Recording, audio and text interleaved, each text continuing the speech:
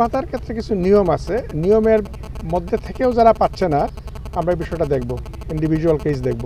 নতুন বই সংস্কারের বিষয়ে তো বলেছেন, এনসিটিভি তৈরি করে তারা বলেছেন আমরা জানুয়ারিতেই বই দেব, এটা আমরা বলতে পারি। আর প্রাইমারিতে খুব বেশি পরিবর্তন হবে না, পরিবর্তনগুলো হবে গিয়া আপনার 6 থেকে উপরের শ্রেণীগুলোতে। আমাদের পরিবর্তন খুব সামান্য হবে। শিক্ষক সংকট দূর করার জন্য এখানে আমাদের শুধু শিক্ষক না, আমাদের যারা কর্মকর্তা আছে, কর্মকর্তা সংকটও খুব বেশি।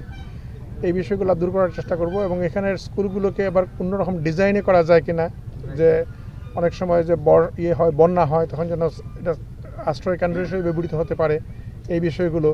এবং যাতায়াতের জন্য কি করা যেতে পারে, কিংবা স্কুলগুলোর পাশাপাশি স্কুলের সঙ্গে ছোটো ডরমিটরির মতো করা যায় কিনা, যে দূরে যারা থাকেন শিক্ষকরা সেখানে থাকতে পারেন সে স্কুলের পাশে।